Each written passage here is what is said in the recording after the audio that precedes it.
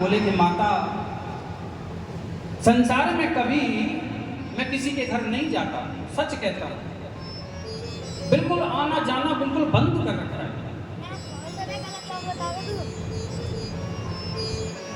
पार्वती बोली, क्यों महाराज, ऐसा क्या हो गया? आज नारद जी बोले कि माता, क्या बताऊं, ये संसार के लोगों में बनावटी प्रेम हो गया है। ये जो सांसारिक लोग हैं, ये बनावटी प्रेम करते हैं माता, और ये बनावटी प्रेम मेरे को और मेरे गोविंद को स्वीकार नहीं है।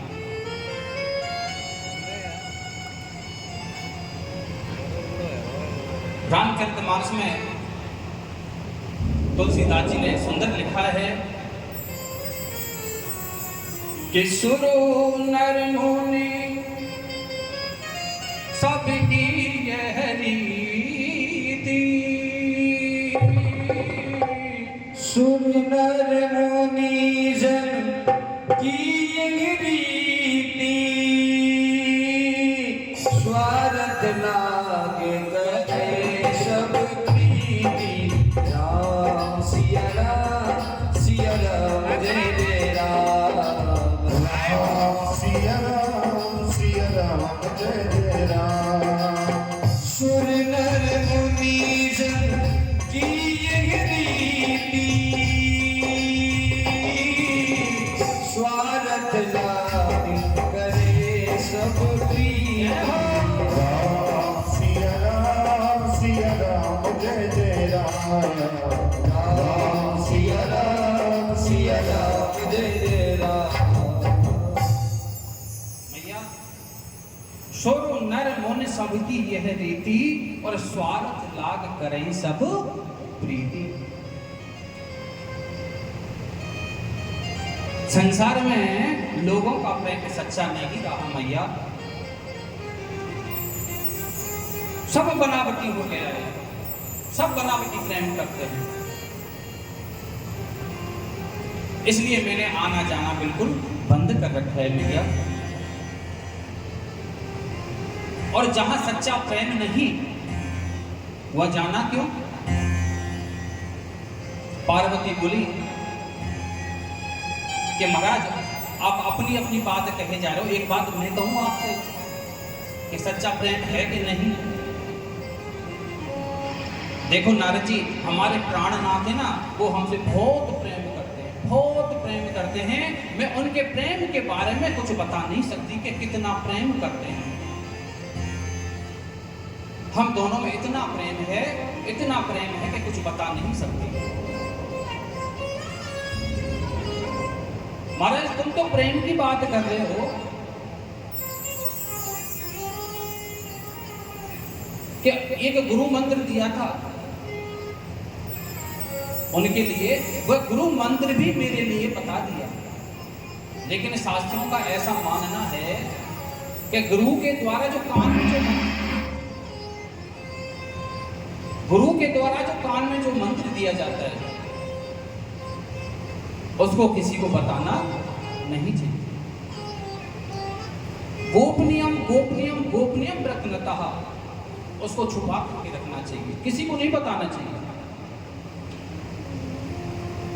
लेकिन मेरे पति इतने अच्छे हैं कि रोज शाम को जब घर आते हैं तो बताते हैं कि आज मैंने कृष्ण के दर्शन करे, आज मैंने राम के दर्शन करे। इतना प्रेम करते हैं लोग मेरे से, बहुत प्रेम करते हैं। कैसे बोलूं आपसे, मेरे से कितना प्रेम करते हैं। नारद जी ने कहा, ये तो बहुत आनंद की बात है मैया, और होना भी चाहिए। बड़े आनंद की बात है, हमको बहुत अच्छा लगा मैया।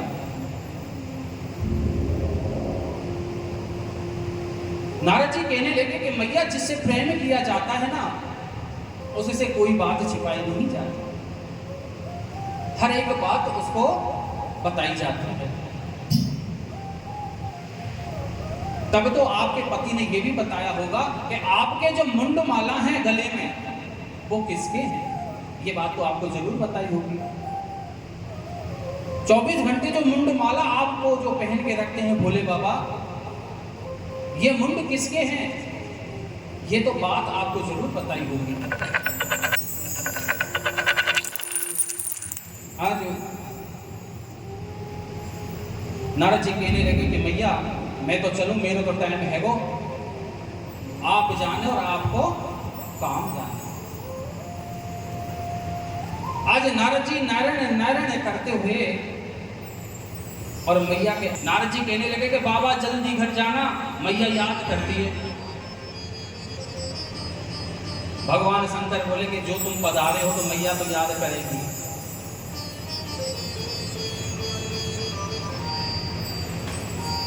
आज भगवान शंकर तपस्या से निवृत्त होकर के आज आश्रम पर पहुंचे तो मैया पार्वती ने मलिन वस्त्र पहन लिए, जो श्रृंगार था वो श्रृंगार हटा दिया, उतार दिया, अपने केसों को विकराल कर लिया, बिखेर दिए और बिखेर करके आज गोप भवन में चली गई मैया पार्वती। भगवान शंकर ने पार्वती को देखा, कहने लगे कि देवी ये क्या देख रहा हूं मैं?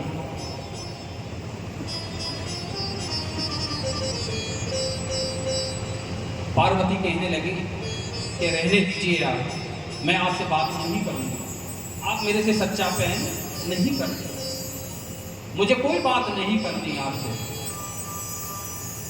आप बाहर से भी काले हो और अंदर से भी काले हो।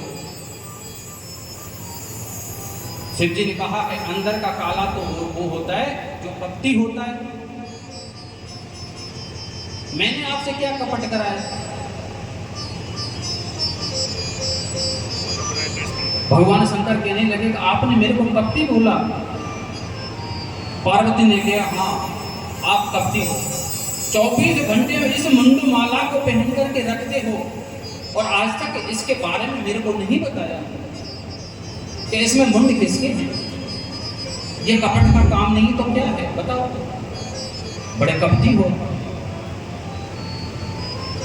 भगवान शंकर कहने लगे कि देवी इस बात को बताने का आपने कभी मेरे को अवसर नहीं दिया, कभी मौका ही नहीं दिया कि मैं आपको बता सकूं। लेकिन मैं आपसे कितना प्रेम करता हूं इसका कोई प्रमाण है तो ये मुंडों की माला है। मेरे पास और कोई प्रमाण नहीं है इसके अलावा कि मुंड माला में और याद बनी रहे, इसीलिए तुम्हारे सिर को इस माला में पुरु लेता। तुमने जीवन में अपनी देह का परित्याग किया, ये तुम्हारे ही सिर में देवी, किसी और के नहीं। हम तो मरने के बाद भी तुम्हारे सिर को माला में लटकाए घूमते हैं और कहती हूं कपटी। पार्वती बोले कि हे भगवान, तब तो आप महाकपटी हो गए। कपटी कपटी नहीं, तब तो आप महाकपटी निकले। शिव जी बोले वो कैसे? ऐसी कौन सी दवाई खा रखी है आपने, तो ना तो आप मरते हो और ना जिंदे होते। ऐसी क्या खा रखी है आपने, क्या दवाई खा रखी है? नहीं आपका कभी जन्म ही नहीं होता है, ना आप मरते हो, तो महाकपटी हो ना। वो दवाई मेरे को आपने नहीं खिलाई। अगर वो दवाई मेरे को आप खिला देते तो ना तो मेरे को जीवन में इस दोबारा जन्म लेना पड़ता और ना मेरे को मरना पड़ता। इसलिए आप महाकपटी हो। भगवान शंकर आज गंभीर हो गए, नेत्र सजल हो गए। आज पार्वती से बोले कि देवी मैंने एक अद्भुत कथा का रसपान करके रखा है, और वो कथा और कोई नहीं है, वही श्रीमद् भागवत रूपी कथा, अमृत कथा का मैंने रसपान करके रखा। इसलिए मेरा ना तो कभी जन्म होता है और ना कभी मरण होता है। माता प्राणनाथ वह कथा अमृत का रसपान मेरे लिए भी करा है। उसे अमृत को मैं भी पीना चाहती हूँ महाराज, मेरे को भी पिलाओ।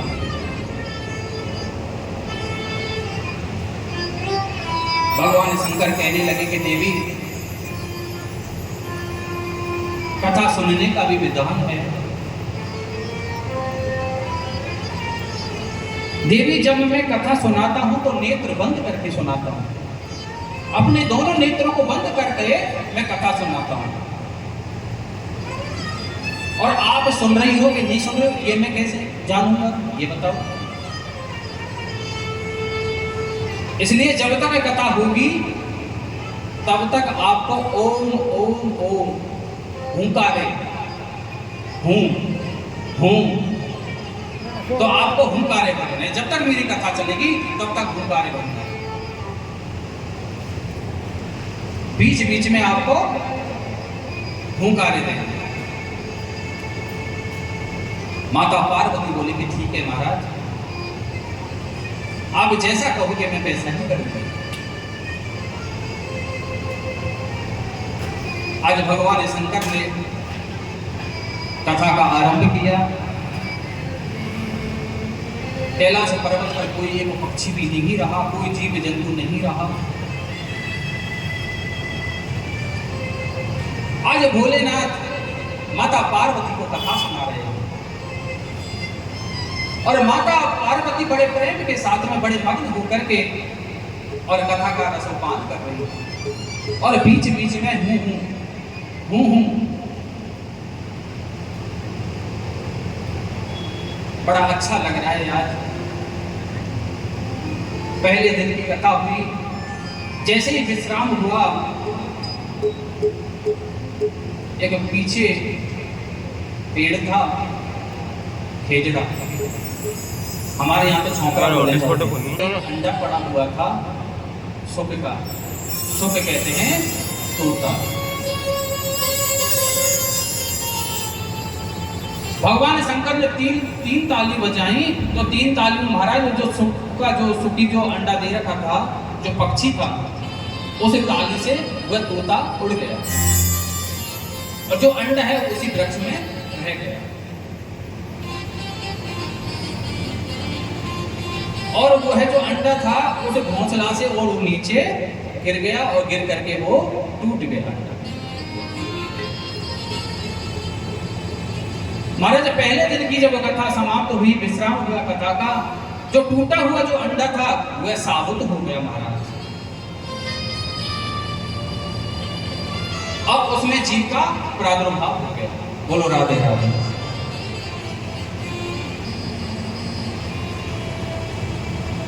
दूसरे दिन की कथा के प्रभाव से जो अंडा था वह फूट गया महाराज, और उसमें से एक सुंदर पक्षी निकला। वही पक्षी तीसरे दिन की कथा सुन रहा है और तीसरे दिन की कथा सुनता सुनता बड़ा गदगद हो रहा है महाराज। चौथे दिन की तो रसगुल्ले की कथा है, भगवान कन्हैया का जन्म, कृष्ण जन्म की कथा को सुनकर के हुए पक्षी भी बड़े प्रसन्न हो रहा है, गदगद हो रहा है। आज माता पार्वती और पक्षी जो है आज दोनों आराम से कथा सुन रहे हैं। भगवान शंकर दोनों नेत्र बंद करके आज कथा सुना रहे हैं।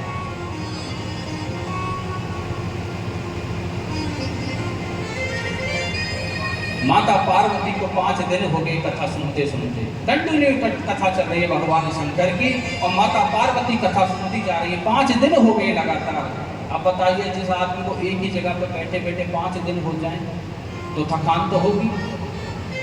तो मैया थक गई, और थक गई तो आज पार्वती मैया को नींद आ गई, सो गई मैया।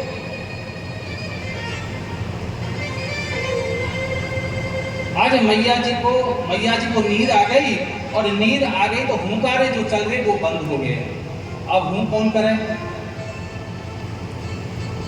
उस सुख के बच्चा ने सोचा कि हुंकारे बंद हो गए, अगर ये हाजी हाजी करना बंद हो गया तो कथा भी बंद हो जाएगी। आज पार्वती मैया की जगह पे उस सुख के बच्चा ने आज पार्वती जैसे ही स्वर में हुंकारे देना स्टार्ट कर दिया, शुरू कर दिया, जिससे कथा लगातार चलती रहे, बंद ना हो।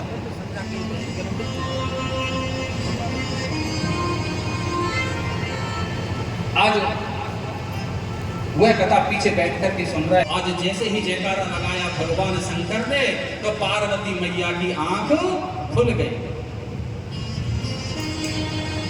पार्वती मैया बोली, हो गई कथा भगवान, अभी तो आप उदब उदब उदब कर रहे थे, तो कथा समाप्त हो गई, पूर्ण हो गई कथा। भगवान शंकर कहने लगे, पल्ले पड़ गए। ये का हो? भगवान शंकर कहने लगे, क्या? तो हुंकारे कौन दे रहा था? जब आप सो गई थी तो हुंकारे कौन भर रहा था? आज भगवान शंकर ने चारों तरफ देखा तो वह सुखी का बच्चा जो था, आज वह नजर में आ गया। आज भगवान शंकर ने देखा कि इस ये हुंकारे दे रहा था। भगवान शंकर कहने लगे कि इसने कथा सुनी है तो कोई गलत नहीं करा, लेकिन पीछे बैठकर के इसने कथा का श्रवण पान किया है, ये इसने बहुत गलत करा है। ब्रह्म विद्या की इसने चोरी की है, इसलिए आज इसको मैं नहीं छोड़ूंगा। आज भगवान शंकर ने अपना त्रिशूल उठाया और त्रिशूल उठा करके आज उस सुखी के बच्चे के तोते के पीछे पीछे भागे जा रहे हैं। आज जो सुखी का जो बच्चा है, जो तोता है, वो आगे आगे भागे जा रहा है और भगवान शंकर त्रिशूल लिए और दौड़े जा रहे हैं उसके पीछे पीछे।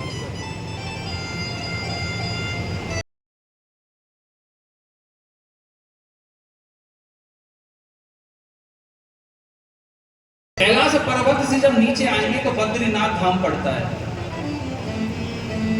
आप तो जाते रहते हैं। कैलाश पर्वत ऊपर से जब नीचे आएंगे तो बद्रीनाथ धाम पड़ता है महाराज। तो बद्रीनाथ धाम में श्री वेदव्यास जी वास करते हैं, रहते हैं। उनकी कुटिया का नाम है सम्यकरास। क्या नाम है? मैं कल पूछूंगा आपसे, अब बता रहा हूं और कल पूछूंगा मैं आपसे। वेदव्यास जी ने कुटिया बनाई, उसका नाम है सम्यकरास। उसी में वेदव्यास जी रहते हैं अपनी पत्नी सहित।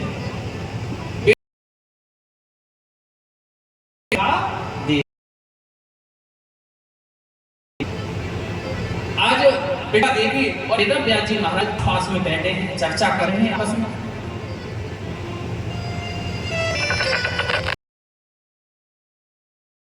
आ गया लेकिन कोई संतान अभी तक नहीं। विचार कर रहे हैं आपस में, विचार विमर्श कर रहे हैं दोनों पति पत्नी। व्यास जी बोले, व्यास जी बोले कि देवी कोई चिंता मत करो, हमारे ठाकुर हैं, बहुत दयालु हैं, वो जरूर ही हमारी सुनेंगे।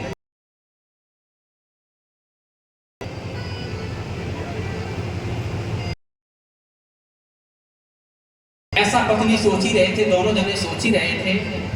तो आज बिडका देवी को जोर से उबासी आई। उबासी जानते हो? जमाई मोड़ो फट जाए। तो ऐसे बिडका देवी का मुंह खुल गया और मुंह खुलते ही जो सोफी में जो तोता था, बच्चा था, आज वो है गया, घर में स्थापित हो गया। उबासी आ गई। उबासी आई जैसे ही सुखी का बच्चा जो तोता था, जो बच्चा था, वह मुख से होकर के और पेट गर्भ में चला गया।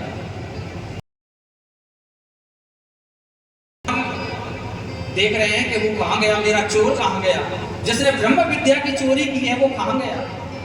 आज ढूंढ रहे हैं चारों तरफ, लेकिन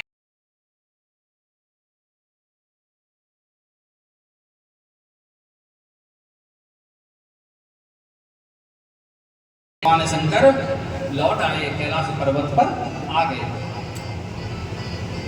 वही सुखदेव जी महाराज 12 वर्ष तक मात्र गर्भ में रहे, 12 वर्ष तक।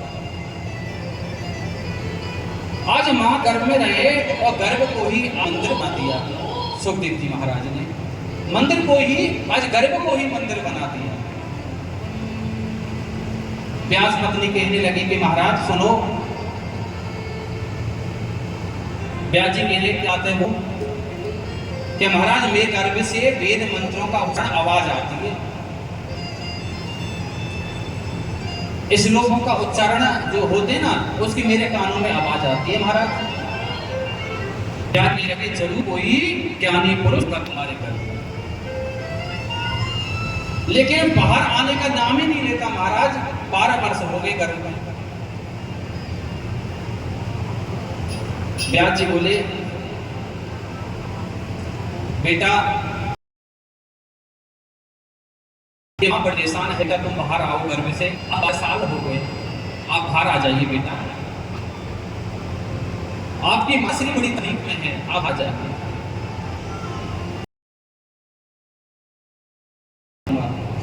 नहीं आऊंगा बिल्कुल बाहर।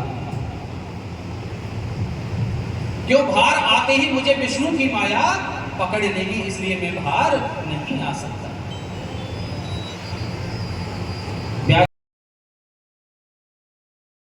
देता हूं कि जो विष्णु की माया से आप डर रहे हो वह तुम्हारा कुछ नहीं बिगाड़ सकेगी, लेकिन आप बाहर आ जाइए।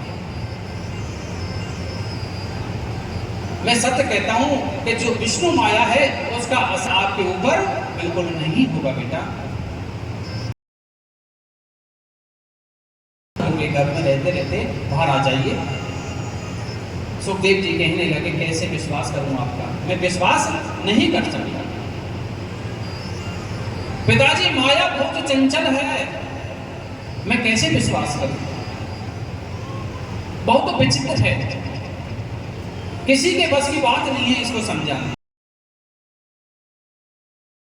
विष्णु भगवान मेरे से आकर कहते हैं कि माया का असर तेरे पे नहीं होगा तो मैं बाहर आऊंगा, अन्यथा नहीं आऊंगा। मेरे ठाकुर मेरे गोविंद को आना पड़ा और आकर के कहा कि आप गर्भ से आओ। आप, मैं सच कहता हूं, आप पे कोई माया का असर, आपके कोई प्रभाव आप पर नहीं पड़ेगा। आप बाहर आ जाओ बेटा। आज गर्भ से प्रकट होते ही आज सुखदेव जी महाराज वन को चल दिए। कोपीन पहन करके नंगे पैर। बेटा पुत्र तू कहां जा रहा है? बेटा रुक जा बेटा, मत जा, हमको छोड़ के मत जा बेटा। लेकिन सुखदेव जी महाराज बगैर मुड़े आगे आगे चल रहे हैं और वेदव्यास जी महाराज पीछे पीछे से बोलते जा रहे हैं बेटा सुखदेव रुक जा। यम प्रव्रजन्तमनुपेतं प्रेतकृत्यं द्वैपायो एकान्तर्यानुभावः पुत्रेति तन्मयतया तर्वोभिनेरिदुष्टम् सर्वभूतहृदयं मुनिमानतोऽस्मि।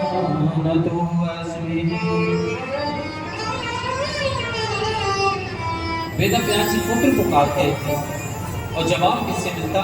वृक्षों से। कौन किसका पिता, कौन किसका बेटा?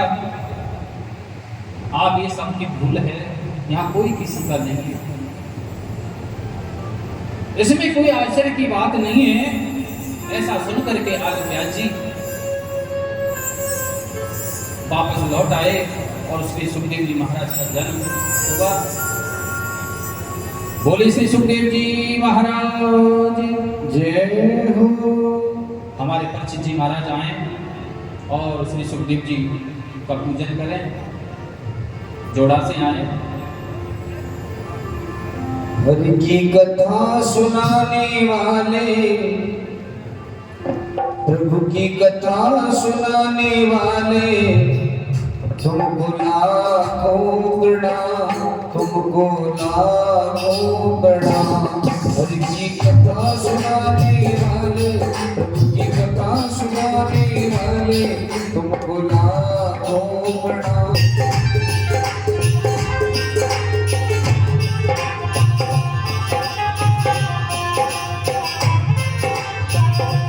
हरि की कथा सुनाने वाले, प्रभु की कथा सुनाने वाले। मैया ऐसा काम नहीं चलेगा। देखो सुखदेव जी को जन्म हुए हैं, बड़ी सौभाग्य की बात है, और आप में ताली ना बज रहे हैं। जोर से जय श्री राधे।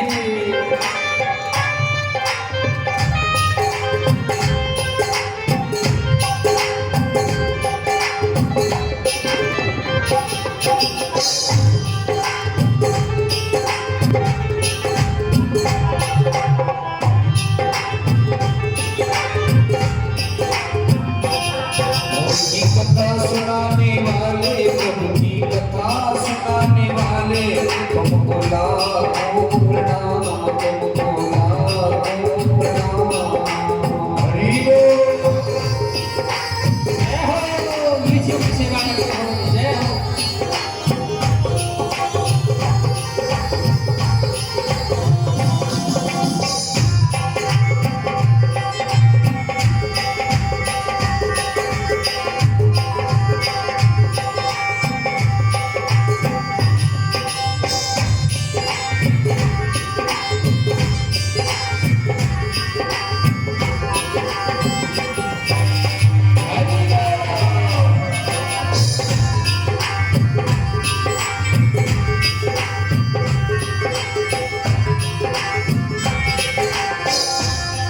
हम लेकर विष का प्याला, जा रहे थे हमके डाला। हम लेकर विष का प्याला, जा रहे थे हमके डाला। हम लेकर विष का प्याला, जा रहे थे। देखिए माता बहने, जिन जिनको सुखदेव जी का पूजन करना है वो आकर के एक एक जने बिल्कुल शांति से करें और आकर के अपना स्थान ग्रहण करते जाएं। एक एक खड़े होते जाएं और सुखदेव जी महाराज का पूजन करते जाएं और बैठते जाएं। श्री राधे। हम लेकर विष का प्याला, जा रहे थे हमके डाला। हम लेकर विष का प्याला, जा रहे थे हमके डाला। प्रभु सुधा पिलाने वाले, प्रभु सुधा पिलाने वाले, तुमको लाखों प्रणाम, तुमको लाखों प्रणाम। हरि की कथा सुनाने वाले, गोविंद नाम बताने वाले, तुमको लाखों प्रणाम, तुमको भैया लाखों। देखो हमारे नंद बाबा भी बैठ पीछे देखो। देखिए हमारे ब्याह जी ने हिंदी में ही बोला है, हमारे ब्याह ने हिंदी में ही बोला है कि आइए सभी सुखदेव जी का पूजन करें। जब भी मेहमान जी हैं, हमारे बुजुर्ग दादा ने सभी करके आए, सुखदेव का पूजन करें। पान पुष्प फलक तो जैसे भी श्रद्धा है।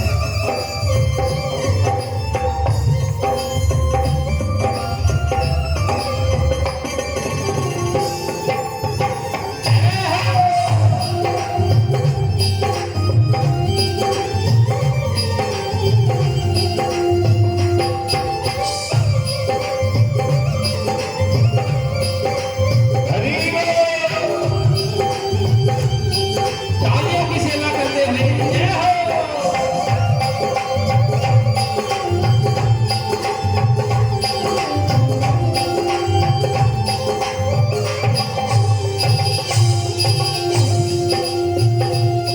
हम भूल गए थे मन में, हम खो गए थे तन मन में। हम भूल गए थे मन में, मन खो गए थे तन मन में। हम भूल गए थे मन में, हम खो गए थे तन मन में। हम भूल गए थे मन में, मन खो गए थे तन मन में।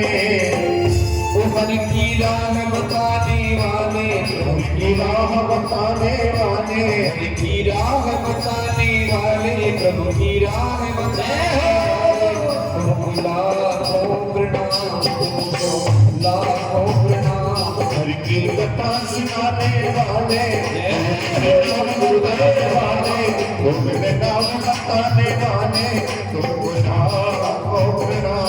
तुम खुदा को प्रेमा मीठी मीठी ताले की भी सेवा